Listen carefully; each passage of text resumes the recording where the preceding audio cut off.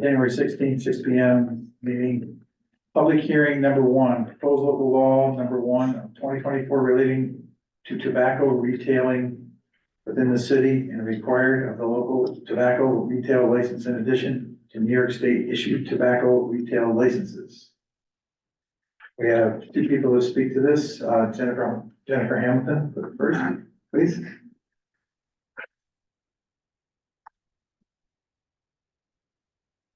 Good evening. Good evening. My name is Jennifer Hamilton, and I'm wearing two hats tonight. One, I am the public health educator with the Portland County Health Department. My work there is to prevent tobacco use among youth and to help those who are trying to quit. And secondly, my second hat is I am the mother of two teenagers. A group targeted by the tobacco industry. My two kids have seen firsthand at school, what vaping and how disruptive it is, to them in school and with their peers. So I've been working in tobacco control for almost 25 years now. And I've heard the question many times, you know, what's the big deal with tobacco? Don't we have more important things to worry about? Well, the big deal is this. Tobacco still remains the #1 preventable cause of death, the #1 killer of our people here in our community, here in our nation. And we lose too many people to tobacco prematurely, and causes debilitation, suffering, people in our own community, there's a lot more that we can do. There are economic factors that come into play besides health, that affects us all. And most people, when we get talking, you know, smoking doesn't impact me, I'm not a smoker, but what they don't realize is when we pay as taxpayers, Medicaid, Medicare costs, health insurance, our premiums go up, productivity losses, damages to property in our community, and now we're seeing a lot more damage to the environment, especially with vaping products. And we just don't know how to dispose of some of these things. Schools. My colleagues and I have been getting calls a lot of how to help schools through the vaping issue. It's very disruptive, distracting on a daily basis with teachers, coaches, administration, and students. For those students, it's affecting brain development, academic performance, lung health, and it's a safety issue with many of these vaping products having volatile components to them. And we really should be angry as to how the industry continues for decades. We know what they're capable of, and they reinvent themselves. They evolve, they need to do it in order to survive. They re-engineer their products to make them more addictive. They spend a lot of money in our stores, especially, to make this normal. People see this as just, it's normal, it's a legal product. What's the big deal? Well, it is a big deal. And the more tobacco and vape retailers that we have in our community does impact use. It does give the impression that tobacco is no big deal. And it is a big deal for all of us. So I commend the Common Council for taking this step with this coordinated effort, because we need you along with us in order to really tackle the problem that we have and to prevent another generation from getting addicted to these products. So thank you. Thank you. Thank you. Thank you, Lance. Appreciate your efforts and your fight, for sure. Thank you. Autumn. I can't read. Is that Knickerbocker? Is that right? Cougar Baker. Cougar. Good evening. My name is Autumn Kucherbaker and I am here with, Reality Check, which, is a youth-led organization that educates others on the ways that tobacco harms and how it affects a lot of kids, especially my age. And I'm here to talk about a lot of my experiences in school and having to deal with all of the effects of everything. And, one of them is, so at my school, we have a lot of really close by shops and we have gas stations that sell. And so whether it's through a kid or through an adult, kids at my school will find a way to get to it. And I think with there being so many, obviously makes it easier for people to access them. But in my school in general, it affects a lot of, the regulations that my school has made newly because of the use going up. For example, like bathrooms, a lot of our bathrooms have been closed over the past couple of years, due to there's the skyrocket in how, like, in its use, especially among, like, more so the high school. And so because they're closed, my section of kids, which is more like the musical band kids, we have a bathroom that is right next to the band room. We cannot use it during the day. We have to have, it is only open during 3 to 5, which is only after school, and we have to have one of our, either the band teachers or the musical director open it for us. We can't get in there because they have a lock on there now because of it. Another big thing is the performances, or how it affects the performances of kids in my grade. A lot of them seem very, like, out of it, almost, like as if they just pay less attention because they're using. And for me, seeing that in my peers is really scary, knowing that it happens more, but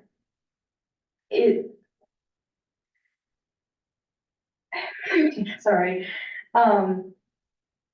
seeing it in the way that it's used and in them, impacts my learning as well, because of the teachers' perspectives on us now, know that now knowing that they have to be more careful because they don't know what to do about it. It's not their, like, they can't stop it, and it's not necessarily in the individual teacher's control, whether they can do anything for it or not.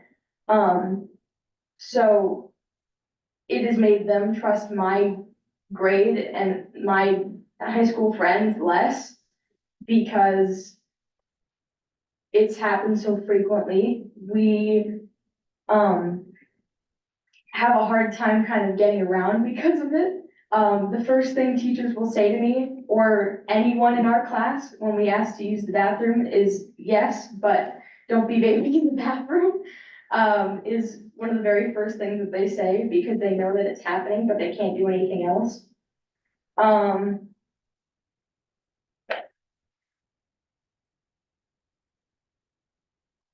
And so,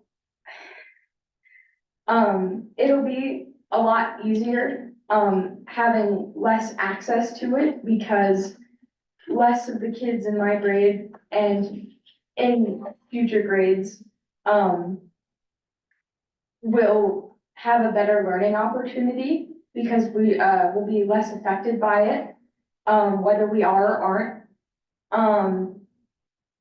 And, having less access means that we'll be trusted more, whether we aren't or are.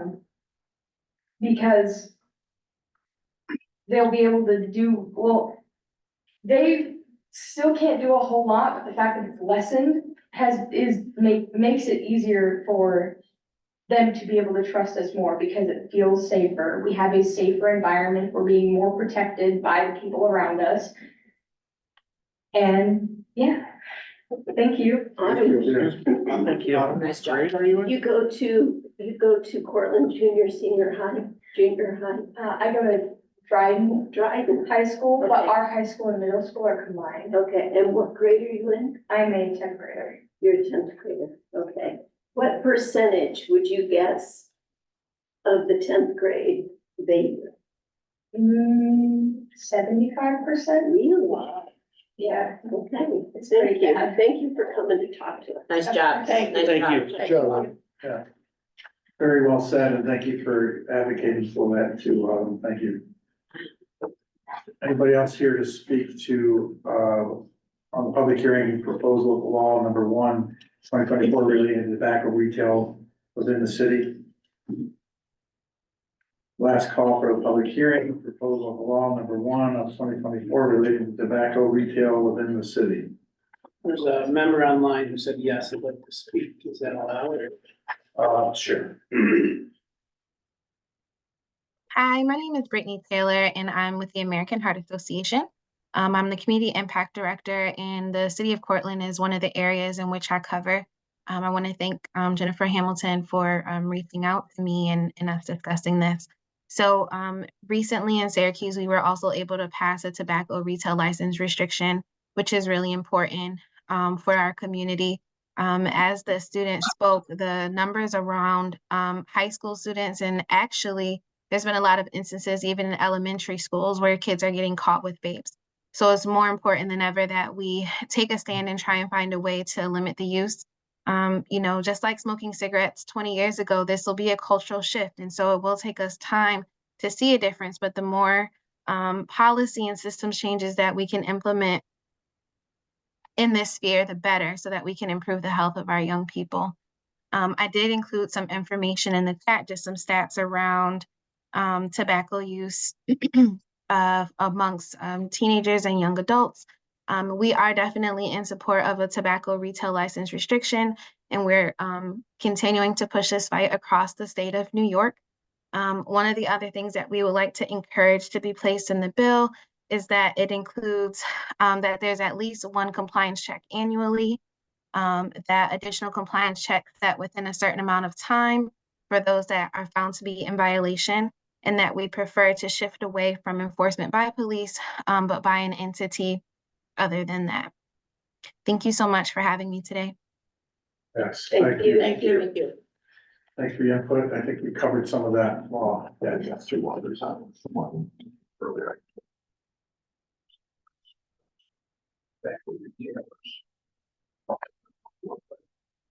Yeah, if they raise their hand, just be ready to mute in case if it's out of control there. Yes.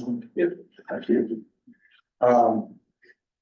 So we have, that was Brittany Taylor, so we have Wayne. What, does he have a last name? Mr. Miller, if you still want to speak, it's yours.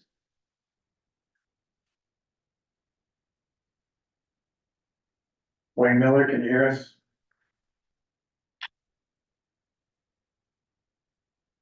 Okay, then we'll go to Josh Pruitt. Oh, somebody. Mr. Miller, you got the floor.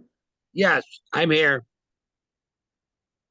Yeah, I said you wanted to speak. Do you have anything to say to the local law? Address Well- it. My only concern I have is with the resolution that's being brought forth. If this is something the city is seriously looking at, as a smoker, I'm for it. It's just that,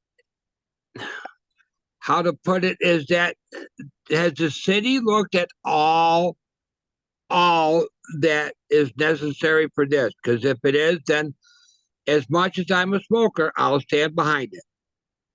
And that is just, the only other concern I have is that with the city and the school that would be closest to me where I live on Main Street would be the Catholic school. Does the city have jurisdiction over that to Yes. be able to enforce this? That was one of the sites, yes. All right, then, then I guess to say that I have no choice but to say yes with the city to implement this, because I'll just find another avenue. That's all. And I do thank the council for letting me hear my voice. All right, well, Thank you. Thank Thank you, Ms. you. Miller. And we have a Josh Pruitt. Just watching the proceedings, sir. Okay, he did submit comments that were emailed to all the Okay. council members. sorry. Representing the retail. We have. Yeah. Okay. Okay, I just want to point out that Wayne and myself go back 50 years. So if he's in favor of it, then so be it. Okay. all right, thank you, Alderman Michaels. Yeah. Okay, thank you, that's it. Last call for, anybody who wants to speak to proposal of the law number 1, 2024, relating to the tobacco within the city. If not, I'll close that public hearing, close. Public hearing number 2, relating to the progress and effectiveness of the CDBG Micro Enterprise Assistant Program 285ME 506-22. Anybody here to speak with that?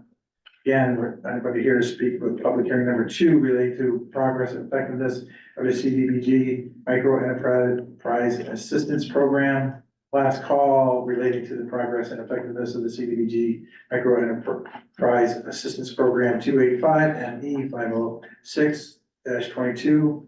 With that, nobody here, I'll close that public hearing as well. All right, call to order, Mr. Jewett.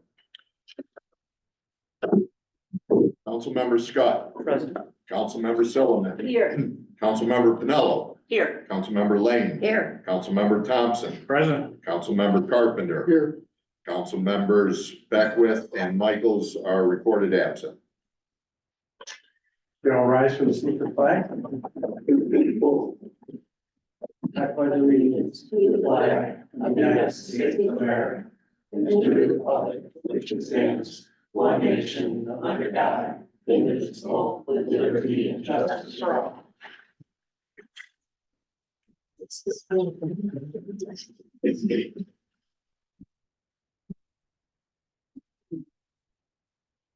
We can have a moment of silence and reflect on all of our decisions that we made in the best interest of everybody as ours.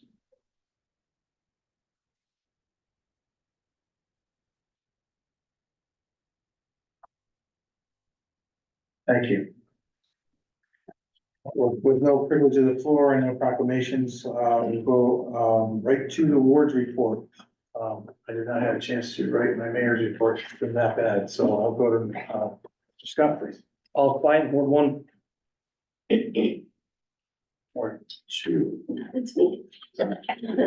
We're anticipating the arrival back of our neighbors, the SUNY Cortland students, and I'm hoping that eventually we can get a banner up over Main Street congratulating them, the football players.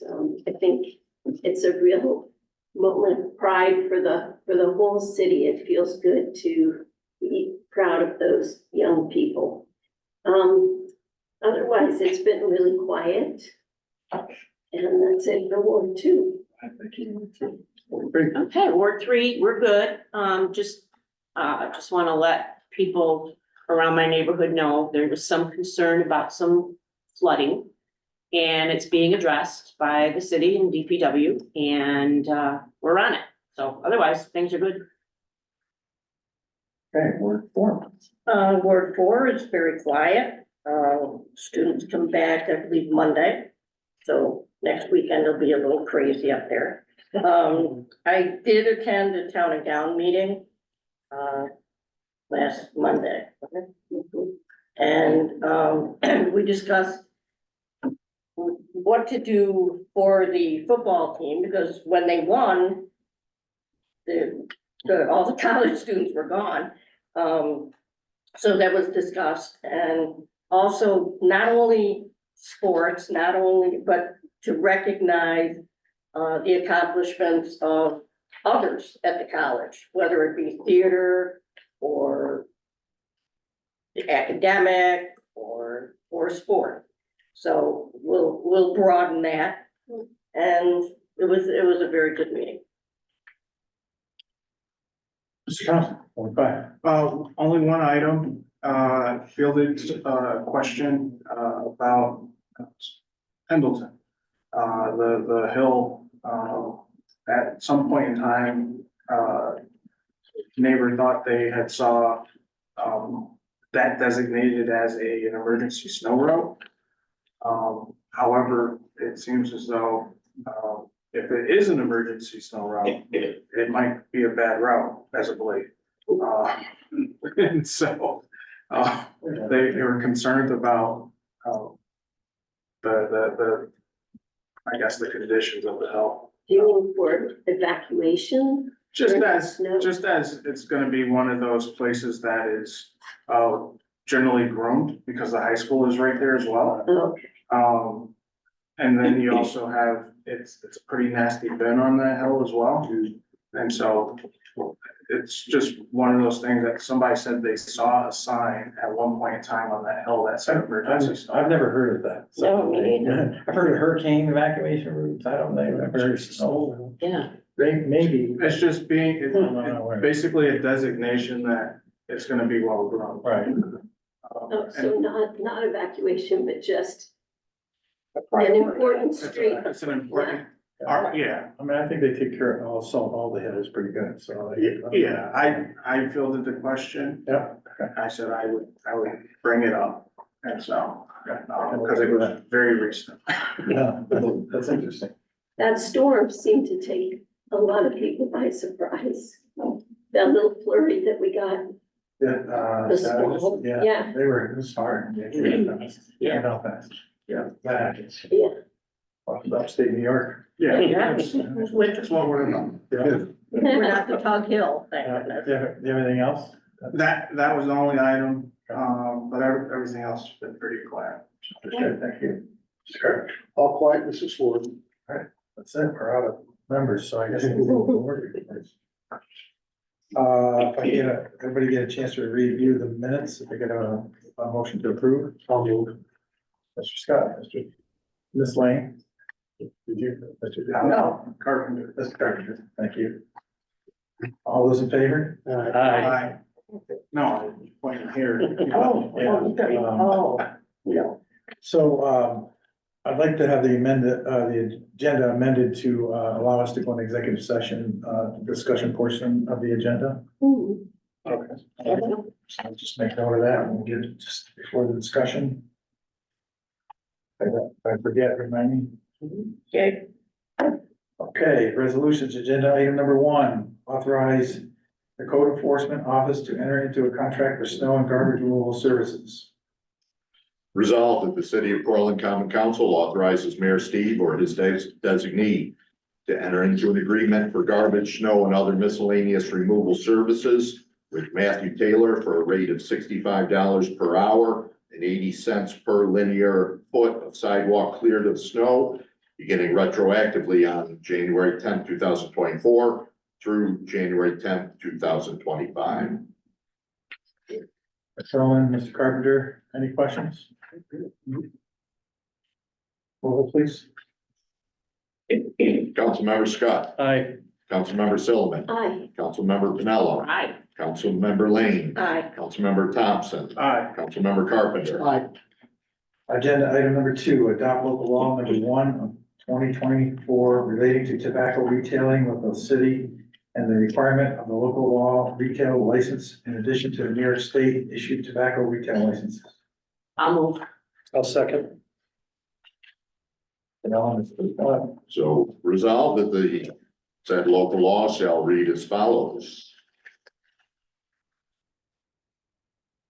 So it's a long one. Everybody got to read it. AJ's here. Do you want a condensed version of it? It's basically, the law allows within 1,000 feet of any kind of establishment to be able to be done. There is a map that's done as well. That's Jennifer has provided for us, Hamilton has provided for us to make this done. We appreciate the initiatives that you took to make that, bring it to our attention and awareness that you brought to us, all of you. We know this is a continuous problem that we need to work on, and I think this is easy for us to do and be able to give us the enforcement we need necessary for them, other items to be, that are being sold that we don't want to be sold there, either like the Delta 8 and the other illegal illicits that are not being enforced yet by the state, but it gives us that ruling as well. So that's a great tool as well. Mr. Melvin. Yeah, I was just gonna add there, thank you, that focus really was these youth oriented facilities, schools, parks, stuff like that.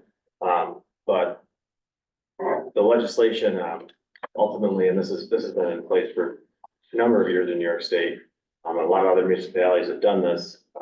It's just in addition to a New York State issued license to retail license for tobacco related products. We can require this as well. It's not limited to that distance, like school, youth oriented facility parameters. We don't want to issue any new licenses within that area, but anyone who has a valid New York State license currently would have to also obtain this local license, which would subject to those additional parameters that this law sets forth, on top of whatever New York State requires of them as well. So just wanted to focus is obviously our youth. That's a big component of this, but this is just another level of protection and oversight for businesses like this because they're popping up left and right. It's not just our community. I just wanted to point that. And then that gives us a chance to review them manually as well. Correct. Yep. They have to apply in addition to whatever New York State asks for. They'll have to get their local retail license as well. Priscilla, you had a question? there's one little typo. I think I caught that. Okay, displays, Yes. yeah, okay. Of course, it's not substantive, we can fix it, but thank you for catching that as well. I just noticed it. Thank you. Anybody else? Hey, Mr. Jewett. Councilmember Scott, Aye. Councilmember Silliman, Aye. Councilmember Pinello, Aye. Councilmember Lane, Aye. Councilmember Thompson, Aye. Councilmember Carpenter. Aye. There you go. Thank you guys very much. Appreciate it. Thank you. Just set the example for the rest of the. Thank you. Agenda item number 3, refer proposed zoning amendment to the county planning board and set public hearing. Resolved that the common council does hereby refer the proposed local law to amend sections 300-4 and 300-332 of the city's administrative code to the Portland County Planning Board for review at its February 15, 2024 meeting, and to the City of Portland Planning Commission for review at its March 4, 2024 meeting. And be it further resolved that pursuant to section 20 of the Municipal Home Rule Law of the State of New York, a public hearing on the proposed local law to amend the city's administrative code relating to limiting retail sale of cannabis, cannabis-related products, and products regulated by the Adolescent Tobacco Use Prevention Act shall be held at 6 p.m. on March 5th, 2024 at City Hall, 25 Court Street, Cortland, New York, and that the city clerk shall publish notice of such hearing in the official newspaper of the City of Portland. So, to Scott, I'm Slane.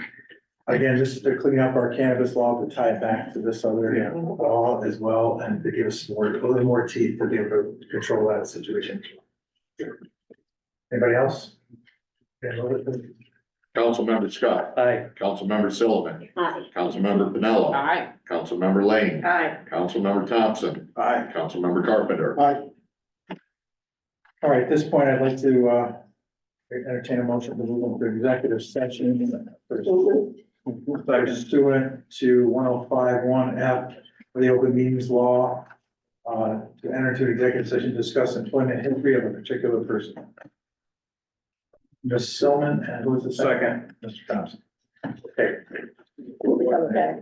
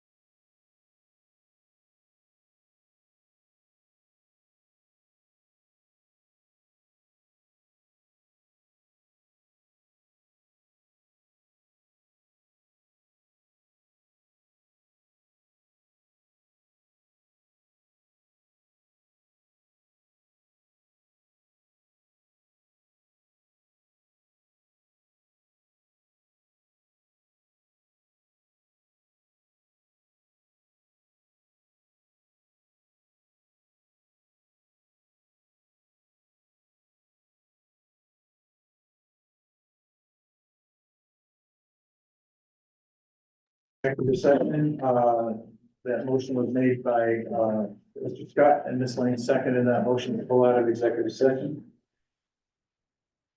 All right, discussion item number one, City of Portland, advocacy priorities for 2024 New York State legislative agenda. Ms. Hente has put together a document that I think everybody has received, and maybe we can get an overview. Brief of that. overview, sure. So, you received one, with the agenda, on Friday. I, at your place, have added a few more items based on some additional feedback. What we would like to do is do a resolution, but then also put something on letterhead for you all. So when you're speaking with New York State, legislators, on a variety of issues, you have talking points. In the past, the council has typically adopted the NICOM legislative agenda, which you'll find on the first page, and has subheaders related to finance, employee relations and public safety, government operations and community redevelopment, energy, environment, and technology. I personally do not see any issues with these. They are all relatively broad and do support some of the city's efforts. I know the mayor is involved with NICOM and on a variety of committees as well. So again, these tend to be broad in nature, but if there is one that you find that you don't feel like the council supports, please let me know and we can strike that. On page 2, the top 2 paragraphs, and I'll read through them quickly. I'm recommending some broad statements. So to the extent permitted by law, the City of Portland Common Council generally will support legislation. Again, this is from the New York State perspective that advances the priorities of the New York Conference of Mayors, fosters local decisions and control, strengthens state partnerships with localities, reduces costs and preserves, protects, and enhances revenues due to the city, increases revenue to support underfunded, unfunded mandates and best practices. To the extent permitted by law, the City of Portland Common Council generally will oppose legislation that diminishes local decision and control, requires the city to perform a service or task without providing necessary or complete resources, prohibits or substantially limits the city's ability to generate revenue. You may have broad categories that you want to add to that, and I'm happy to add those. I will say I looked at a couple of other jurisdictions and borrowed some of their language. I don't know if you have those items today. If not, you can email me or call me with them. And then the very last part of this, which is the remainder of page 2 and top of page 3, would be things that I would call out as specific items you may want to speak with the legislators about, specific to the City of Portland. We have them in some broad areas such as economic and community development, financial support for critical infrastructure, land bank program, and community engagement and access. Under number 1, we're essentially asking support for our home rule request for occupancy tax. We also have a letter going forward with that. I guess we'll also do a resolution of support for that. And then items B, C, D, and E are looking for opportunities for continued rounds of funding that the state has had to provide specific assistance in areas of homelessness, access to affordable housing and workforce housing, as well as infrastructure improvements for the city. Item F, we would like to include some general language. While the city isn't necessarily looking to get into the childcare business itself, we would like the state to continue its workforce grant funding as well as other opportunities in the hopes of bringing more opportunities for childcare to Portland. And then we'd like to add some support for impacts of bail reform. And item number 2 under infrastructure, we're asking them to maintain some funding areas such as the lead service line replacement program for our water and sewer lines. Maintain or expand, I have a typo, CHIPS, Bridge New York and Pave New York funding. And then support a variety of our CFAs, the consolidated funding applications that typically happen in July, related to our wastewater facilities, as well as parks, trails, green space, and some of the other infrastructure that we mentioned earlier. The New York State Land Bank Program application, this was one that I know this has been discussed a couple of times throughout the mayor's tenure, but this would be to move forward with an application for a land bank within the city of Portland, and the process required for that. So if that's something that the council and mayor you'd like to see move forward with this year, we would put it in with this legislative agenda. If not, we put it in a different year. And then generally, community engagement access, just more opportunities for electronic participation by members of public advisory boards, commissions, and other bodies, given everything that happened in COVID. So this is certainly not a comprehensive list, but what I've been able to put together with department heads, topics from the mayor, and other items that have come forward in my short tenure. Like I said, if there are other items you want to add or discuss or tease out, email me. We can also have a discussion tonight, but I'm not sure how much you've had to digest, so you may not have anything to add. Okay, thank you. Yes, thank you. Yeah, Thank you. Excellent, very comprehensive. Compiling it and keeping us organized, as always, we appreciate that. Anybody have any discussion items on that you think that flags out? I think, we've talked about all these items at one point or another. As well as, the next discussion item is, and then more local priorities. Is there anything that you would like to see, whether we do a ward walk in the spring to try to go through your wards and just look at Yes. different items? Great idea. To talk about, whether it's potholes or flooding Yeah. or, just different thoughts and ideas that people know we're going out and doing that as a more one-on-one address. Everybody willing to do that?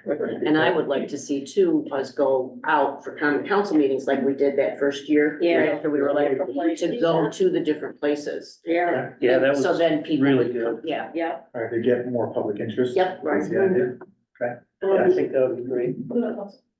I'd be interested in, more SUNY impact aid. Yeah, for sure. And Can I'm you say that glad- again? SUNY impact aid. So that would be on the state legislation, go back to that. So, aid for, having the city school here and the burden that it puts on our fire and police.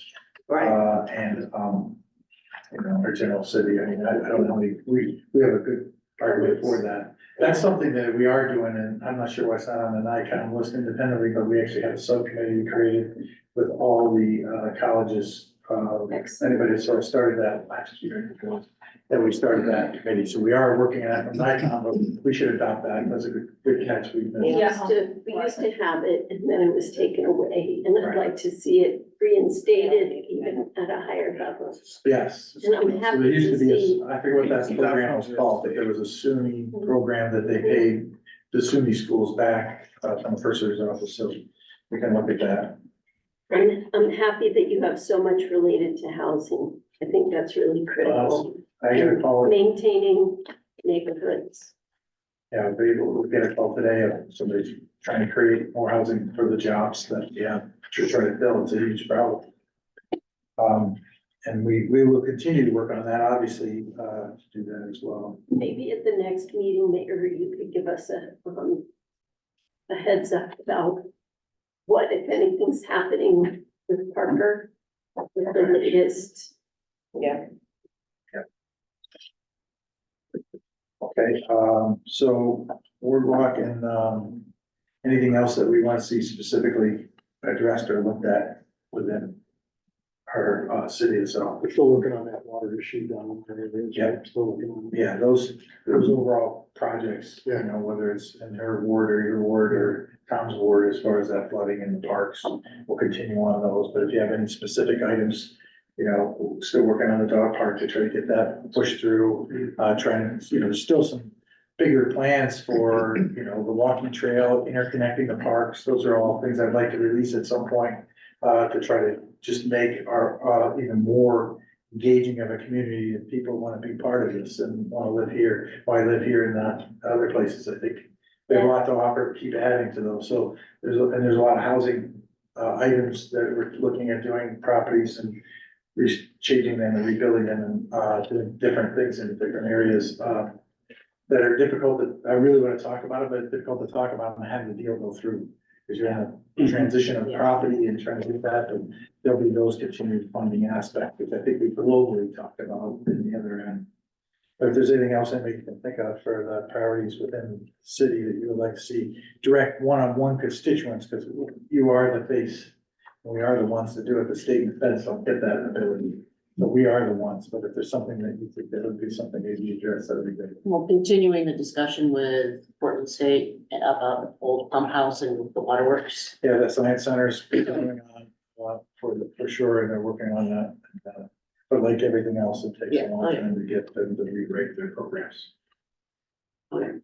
All right, well, that's all I had. If anybody's had anything Can I add else. just one thing? Would it be possible if we're looking at ward walks in the spring that maybe we could identify 2025 budget priorities from the council by June, based on that and some other discussions, so then that could feed into departmental requests early on in the process. Yeah, and that's where we want to make sure that we have all the liaisons working towards doing that. If you talk about, the council members about those issues and those items, that would be helpful for that, for sure. All right, with that, I think we'll take a motion to adjourn. Ms. Silman, Mr. Carpenter, all in favor? Aye. Adjourn. Thank you, everybody, for staying.